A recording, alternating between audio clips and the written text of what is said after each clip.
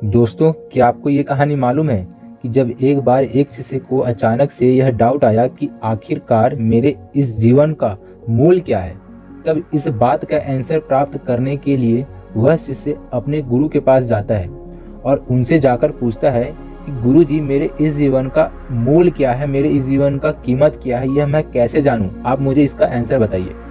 तो इस पर गुरु जी बड़े प्यार से कहते हैं कि मैं तुम्हारे इस प्रश्न का बिल्कुल जवाब दूंगा, पर उससे पहले तुम मेरा एक छोटा सा काम को पूरा करो। यह कहकर गुरुजी अंदर से एक पत्थर लाते हैं और उस पत्थर को उस शिष्य को दे देते हैं और कहते हैं कि इस पत्थर को तुम पास के बाजार में लेकर जाओ और इसका मूल्य पता करो। बस ध्यान रहे, पत्थर बेचना नहीं है, केवल इसका भाव पता करना है। तो फिर क्या था, शिष्य बड़े प्यार से इस बात को मानते हुए उस पत्थर को लेकर पास के बाजार में चले जाता है और जैसे ही उस बाजार में वह प्रवेश करता है तो सबसे पहली नजर उसकी एक ठेले में बेच रहे सब्जी वाले के ऊपर जाता है।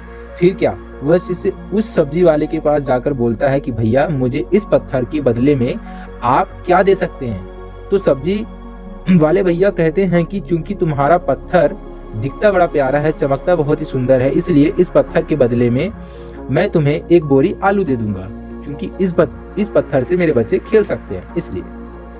तो सब्जी वाले की इस बात को सुनकर वह शिष्य कहता है कि नहीं, गुरुजी ने मुझे इसे बेचने से मना किया है, केवल इसका दाम पता करने को बोला है। इतना कहकर वह आगे जाता है और थोड़े दूर जाने के बाद उसे एक फल वाला दिखाई देता है। फिर वह शिष्य उस पत्थर का दाम पता करने के लिए उस फल वाले के पास जाता है और पूछता है कि भैया, मेरे इस चमकते हुए पत्थर के बदले में आप मुझे क्या दे सकते हैं? तो इस बात पर वह फल वाला उस पत्थर की ओर ध्यान से देखकर यह कहता है कि एक काम करो, तुम इसके बदले मुझसे 5 किलो आम ले जाओ और यह मुझे दे दो।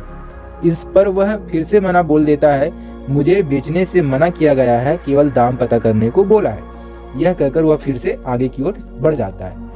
कुछ दूर जाने के बाद उसे कुछ दूरी पर एक सुनार का दुकान दिखाई देता है।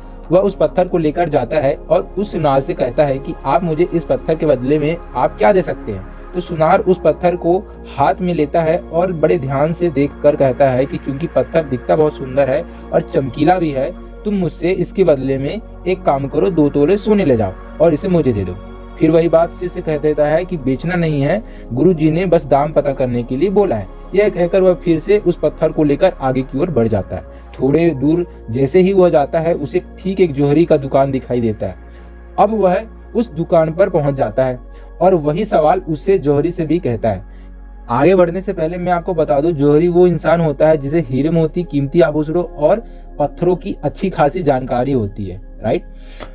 अब वह शिष्य बोलता है कि मेरे इस पत्थर की कीमत आप क्या लगाएंगे? तो जैसे ही उस जोहरी की नजर उसके हाथ में रखे हुए पत्थर के ऊपर पड़ती है, वह चकाचौंध हो जाता है, उसकी आंखें खुली की रह जाती है और उसे देखकर उसे फौरन उस पत्थर को अपने हाथ में लेकर एक लाल कपड़े में रखकर उसके चारों ओर परिक्रमा करने लगता है और उसके सामने नतमस्तक हो जाता है। बालक यह सारी चीज अपने आंखों के सामने देख रहा होता है तो उसे बड़ा आश्चर्य होता है कि ये सब क्या हो रहा है मेरे सामने। तो वो जल्दी में पूछता है कि आप मुझे बताइए भैया कि इस पत्थर के बदले में आप मुझे क्या दे सकते हैं, इस पत्थर का मूल्य क्या है, मुझे वो बताएं। इस बात को सुनकर वह जोहरी उस बालक से कहता है, उस शिष्य से कहता है कि हे बालक, हे शिष्य, अगर तुम इस पत्थर की कीमत ही लगाना चाहते हो तो मेरी बात जरा ध्यान से सुनना।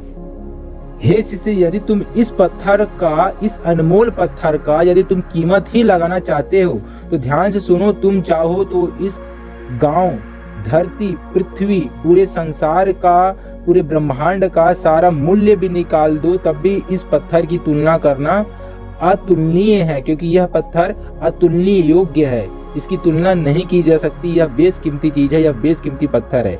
यह एक पारस पत्थर है जो कि अनमूल्य है, जिसकी कीमत नहीं लगाया जा सकता। दोस्तों, मैं आपको बता दूं, पारस वह पत्थर होता है जिसको किसी के साथ भी आप रख दो, किसी के संपर्क में भी रख दो तो उस चीज को सोकर सोना बना देता है ना। आपने सुना भी होगा पारस का नाम। जब वह सारा यह चीज अपने कानों और आंखों से सुनता है और पूरा दिनचर्या को याद करता है तो वह एकदम चकाचौंध हो जाता है। वह तुरंत भागता भागता वापस अपने आचार्य के गुरुकुल में जाता है और गुरु जी से दिन की हुई पूरी घटना को बताता है कि मेरे साथ ये सारी चीजें हुई। तब वह गुरु जी इसके प्रश्न का जवाब अब देते हैं। कि हे बालक, सेम एज इट इज, तुम चाहो तो तुम्हारा जीवन भी इस बेशकीमती पत्थर के समान है। या तो इस पत्थर को, यानी इस जीवन रूपी पत्थर को, या तो तुम सब्जी वाले के पास जाकर एक बोरी आलू के भाव में बेच दो, या फल वाले के पास जाकर 5 किलो आम के भाव में बेच दो, या सोने वाले के पास जाकर 2 किलो या फिर 2 तोले सोने के भाव में बेच दो, या फिर इस जीवन को बेशकीमती बना लो। ये तुम्हारा निर्णय है। यह जीवन तुम्हारा है। तुम्हें समझना चाहिए कि इस जीवन को मुझे कहाँ बेचना है, किस तरीके से इसको अनमूल्य बनाना है। तो यह बातें सब सुनकर, यह घटना को देखते हुए शिष्य को उस प्रश्न का जवाब उसको मिल चुका कि ये जीवन किस तरीके से मुझे जीना है, किस तरीके से इसको अनमूल्य बनाना है। Right, same as it is उस शिष्य के साथ भी आज के डेट पे हमारे कई सारे युवाओं, कई सारे लोगों का भी जीवन होता है दोस्तों। अक्सर हम चकाचौंध की दुनिया में या फिर जाने अनजाने कुछ ऐसे काम को कर रहे होते हैं जिसमें हमारा इंटरेस्ट नहीं होता या फिर हमारा उसमें लगन नहीं रहता, फिर भी कुछ पैसों के लिए या फिर कुछ कह सकते हैं परिस्थितियों को देखते उस काम को हमें करना पड़ता है। राइट, क्योंकि हमारा एक्चुअली मन नहीं करता फिर भी करना पड़ता है। तो मेरा आप लोगों से बोलने का मतलब यही है कि यह जीवन एक ही बार मिला है, इसको इस तरीके से जियो कि औरों के लिए आप एक इंस्पिरेशन का काम करें।